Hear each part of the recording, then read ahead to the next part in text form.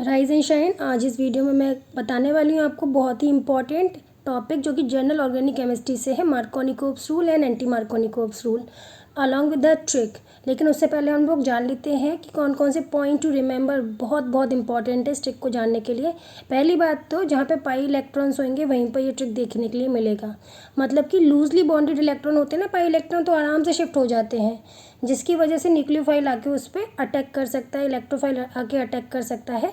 दूसरी बात, stability of carbocation हमको देखनी है। यहाँ पे देखिए, प्राइमरी कार्बोकैटायन वो होता है जहाँ पर कि पॉजिटिव चार्ज जिस कार्बन पर लगा है वो एक कार्बन से जुड़ा है। सेकेंडरी में क्या होता है, जिस कार्बन पर पॉजिटिव चार्ज लगा है वो दो कार्बन से जुड़ा है। टर्शरी में होता है जिस कार्बन पर पॉजिटिव चार्ज लगा है वो तीन कार्बन से जुड़ा हुआ है। तो यहाँ पर मैंने एक ट्रिक पहले भी अपने चैनल पे अपलोड कर रखी है, आप जाके चेक भी कर सकते हैं। यहाँ पर भी देख लीजिए, ABC लिखना है, फिर 1 2 3 लिखना है। C से कार्बोकैटायन होता है जबकि A से कार्बोएनायन होता है, लेकिन हम यहाँ पे कार्बोएनायन के बारे में बात नहीं कर रहे हैं। तो यहाँ पे टर्शरी सबसे ज़्यादा होगा, सेकेंडरी उससे कम और प्राइमरी सबसे कम। तो आपको इस तरह से जाना है, जहाँ पे कार्बोकैटायन लिखा है उसके नीचे 3 तो सबसे पहले वही आएगा। ठीक है, तो इस तरह से हमने स्टेबिलिटी भी देख ली कार्बोकैटायन की। फिर तीसरी बात है कि सिमेट्रिकल और अनसिमेट्रिकल एल्कीन क्या होते हैं। डबल बॉन्ड के दोनों तरफ अगर सेम एल्काइल ग्रुप लगे हुए हैं तो वो होगा आपका सिमेट्रिकल, लेकिन यहाँ पे CH2 और CH लगा है डबल बॉन्ड के दोनों तरफ जो कि अलग अलग है तो अनसिमेट्रिकल हो गया। दूसरे वाले एग्जांपल में CH2 दोनों ही सेम है डबल बॉन्ड के दोनों तरफ तो सिमेट्रिकल हो गया। फोर्थ बात है हाइड्रोजन हैलाइड की रिएक्टिविटी। तो देखिए यहाँ पर हाइड्रोजन हैलाइड की रिएक्टिविटी के बारे में बात करें तो I का साइज़ काफ़ी बड़ा होता है F के साइज़ से, तो जिसका साइज़ बड़ा है और H का छोटा तो आराम से ब्रेक हो सकता है, और जहाँ ब्रेक जल्दी हो जाएगा वहाँ पर रिएक्टिविटी ज़्यादा होगी। तो ये हो गया रिएक्टिविटी का सीरीज़। अब हम बात करते हैं मार्कोनिकोव रूल यानी मार्कोनिकोव लॉ के बारे में। तो यहाँ पे हम विद एग्जांपल बात करेंगे मार्कोनिकोव लॉ के बारे में। तो ये जो मार्कोनिकोव लॉ है ये आपको मार्कोनिकोव ने ही दिया था, जो कि एक रशियन साइंटिस्ट थे, रशियन केमिस्ट भी कह सकते हैं, और ईयर 1869 में दिया था ये। अब ये लॉ क्या कहता है, ये कहता है the addition of unsymmetrical reagent such as hydrogen halide, water, HOX etcetera. तो देखिए यहाँ पे हम क्या करेंगे, जैसे कि हमने यहाँ पे एक एल्कीन ले लिया CH3 CH double bond CH2। तो यहाँ पर डबल बॉन्ड के अराउंड देखेंगे तो ये अनसिमेट्रिकल एल्कीन है क्योंकि एक तरफ CH लगा है दूसरी तरफ CH2 लगा हुआ है। अब यहाँ पर आप अनसिमेट्रिकल रिएजेंट जोड़ेंगे, जैसे कि HX मैंने ले लिया, HCl ले लिया मैंने एज एग्जाम्पल।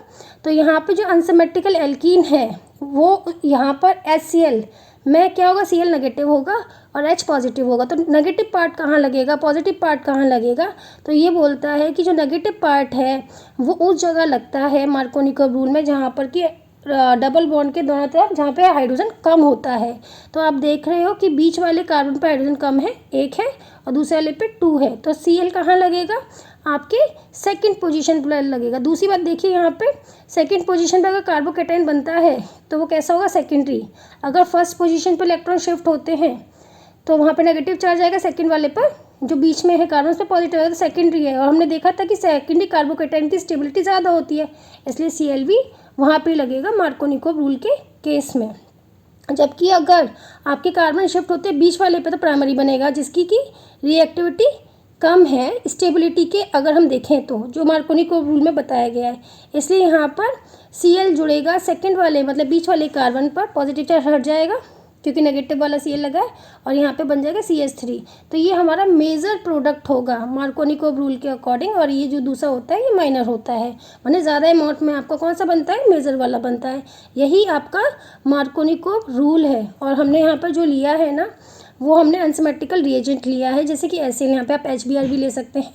और जो नेगेटिव पार्ट लगा है वो किस पर लगा है, जहाँ पर कि डबल बॉन्ड के दोनों तरफ देखेंगे जहाँ पे हाइड्रोजन कम होगा उधर की तरफ लगने वाला है।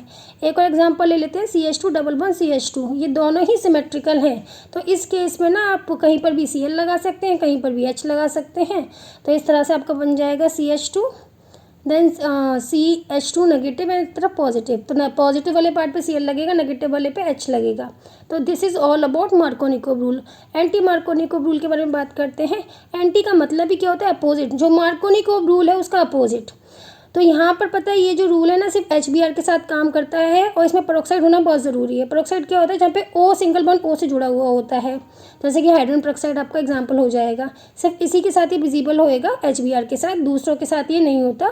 नेगेटिव पार्ट वहाँ पर लगेगा जहाँ पे कार्बन डबल बॉन्ड के दोनों तरफ देखेंगे जहाँ पे हाइड्रोजन ज़्यादा होंगे, क्योंकि मार्कोनिकोव में लेसर में लगा था, तो एंटी मार्कोनिकोव में उसका उल्टा मोर में लगेगा, जहाँ पे कार्बन के साथ हाइड्रोजन ज़्यादा होंगे डबल बॉन्ड के दोनों तरफ, वहाँ पे आपका नेगेटिव पार्ट लगने वाला है। तो चलिए एग्जांपल हम लोग यहाँ पे ले लेते हैं। साथ में इसको पेरोक्साइड इफेक्ट भी बोला जाता है, क्योंकि यहाँ पे पेरोक्साइड भी होना ज़रूरी है एंटी मार्कोनिकोव रूल में। तो हम यहाँ पे लेंगे CH3 CH double bond CH2। तो यहाँ पर देखिए हमने यहाँ पे HBr ले लिया in the presence of the hydrogen peroxide. तो यहाँ पे Br पे नेगेटिव चार्ज है। अब यहाँ पे इलेक्ट्रॉन का मूवमेंट देखेंगे तो बनेगा आपका CH3 CH एंड CH2। तो डबल बॉन्ड के दोनों तरफ जहाँ पे ज़्यादा हाइड्रोजन थे वो आपका प्राइमरी वाला बनना था यहाँ पे, तो CH2 के साथ आपका Br जुड़ गया और दूसरे के साथ H जुड़ गया। अगर आपको वीडियो पसंद आए हो, ट्रिक पसंद आए हो, तो चैनल को सब्सक्राइब करें, वीडियो को लाइक करें, फ्रेंड्स के साथ शेयर करें। Bye bye everyone.